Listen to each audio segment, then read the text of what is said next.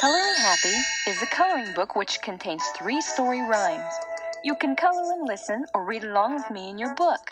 If you're reading along in your book, you'll know it is time to turn the page when you hear this magical sound.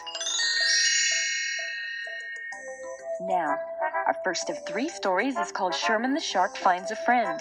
It's about a nice young shark named Sherman who has no friends. He has no friends because he's a big shark. And you and I know everyone is afraid of sharks, aren't they? Turn to page 1 and let's begin our first story rhyme now.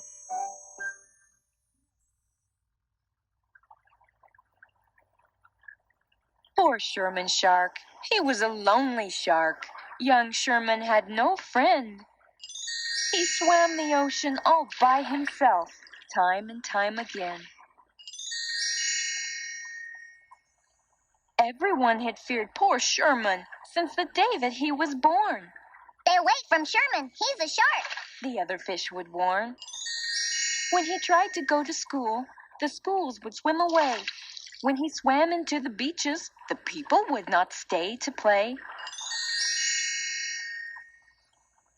But Sherman found a friend one day, a pen pal through the mail. They vowed to write every day. They kept their promise well. But Sherman wanted to meet him. He said, "I'll make a mighty swim across the sea to meet my pal, my one and only friend." Snorkel was his name, it was, and what a funny name.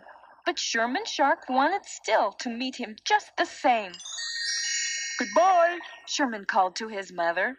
As he turned around to wave, he was off on his trip, a journey long. Sherman must be brave. So he swam the deepest waters, beneath the darkest sea. The fish who saw him swam away in fear. Poor Sherman, so did he. But after hours of swimming, and swimming fast, "I found it!" cried Sherman. "I found it at last!" Since Snorkel's my friend, I don't want him scared. And since I'm a shark, I've come prepared. I'll disguise myself so Snorkel won't see that I am a shark. He won't see the real me. So out of his suitcase so fat, he pulled out a jacket and put on a hat. Sherman knocked upon Snorkel's shell door on 123 Street on Ocean front floor. When the door opened up, Sherman Shark turned pale as he was pleasantly greeted by Snorkel, the snail. "Come in," said Snorkel. "Remove your disguise. Since we are friends, we need not tell lies. You are a shark. I am a snail. You're as big as a boat. I'm as small as a nail." As time went by, they talked and laughed and sang silly songs. They played some records loud. Sherman found his first friend. Sherman Shark was proud. They proved to one another that no matter how big or how small, friendship isn't measured by size. In fact, size does not matter at all.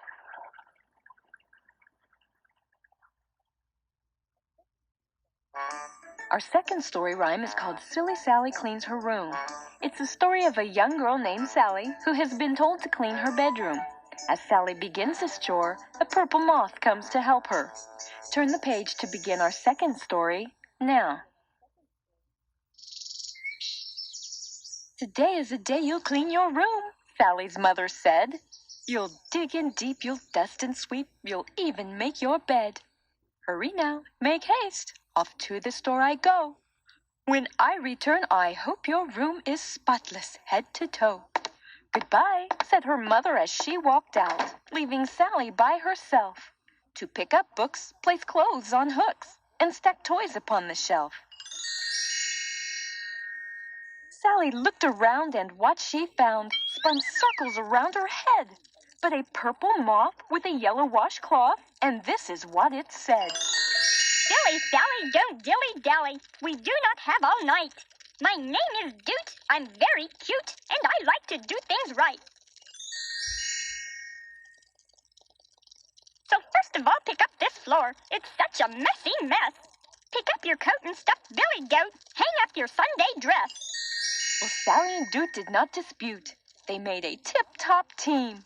When the job was done, I did have fun, said Sally with a gleam. but wait, Said Doot. I do declare there are spider webs on the wall. Take your broom, give them a zoom, and maybe they will fall. So with all her might she swung her broom to welt a hanging web. But by mistake she swung too far, hitting Doot on his purple head. He pinged and ponged from wall to wall and bounced upon the bed. Oh, silly Sally, oh me, oh my, now my purple head is red. I see, said Sally. How silly of me, your head is red, oh my, oh me. And I say beware, that bump on your head really gives me a scare. You're right, said Doot. but I'm feeling fine. I've recovered now from that bump of mine. Well, silly Sally, your bedroom is spotless, but your mother will be home shortly. What would she say if she saw me here? I fear she would not be too sportly. So give me a hug as we say goodbye, but I'll come again real soon.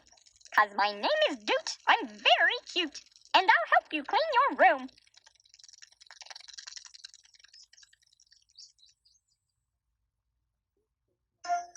Our third story rhyme is called Billy the Batboy. It's about a young boy named Billy who is the Batboy for a baseball team called the Bulldog Bullies. The Bulldog Bullies won't let Billy play on their team. They say he's too small. But by and by, Billy the Batboy watches them practice. He's there for them when they win and there for them when they lose. He is confident in himself and he never gives up hope that he too will one day be a ball player. Turn the page to begin our third story now.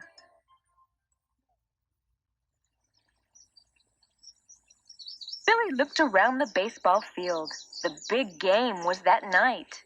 And the pitcher's mound, a bump on the ground, seemed to be perfectly right. As he walked around the bases, he wondered what it would be like to boldly pitch a swervy curve and hear the umpire yell, Strike! "A fastball would be dandy, so fast no one could see," said Billy with a glee. "A curveball would be handy if it curved right back to me. I think I'd try to strike them out. No one would get a hit. I doubt they would, but if they should, I'd catch it in my mitt." But Billy was only the bat boy. He was not on the team. The team said, Members must be big and strong. They must be tough and mean. Billy had lots of confidence, but they laughed when he asked to try. He said, "I could hit the ball. I could hit it really high." His team, the Bulldog Bullies, said, Billy, you cannot play. Since you are small, you can't play ball. but Billy would always stay. Billy would stay to watch them through practices, rain or shine. If only they would let him play, he knew he would do just fine. Later that night, the park was full, excitement in every inning. Baseballs, mitts, home runs, and hits. But the Bulldogs were not winning. Suddenly, Oh no! cried a Bulldog, Our batter-up is hurt. The score is 3-2. We're behind by 1. We need a run. Now what are we going to do? "I'll play," yelled Billy. "Give me your hat. I'll get a run. Give me your bat." The Bulldogs had no choice. They had to let him play. As he stepped into the batter's box, Billy heard someone say, "That's just Billy the Bat Boy. He's too tiny and short. We can strike him out because this is a big boy sport." So they pitched him a spinning ball. Billy swung, but he missed. Some of the crowd was pleased, while others booed and hissed. Then they threw him another ball. Billy swung, but he missed. Billy knew he could do it as he clutched the bat in his fist. The bases were loaded, and then he hit the ball a mighty ton, sending it flying through the sky. He ran the bases into home as he waved the ball goodbye. Well, the Bulldogs won their game. They also learned to share. They learned that size is just a disguise. They also learned to be fair. Now, Billy the Batboy's a ball player. He swings the bat with a whiz. If you ever need an extra player, you'll know where Billy is.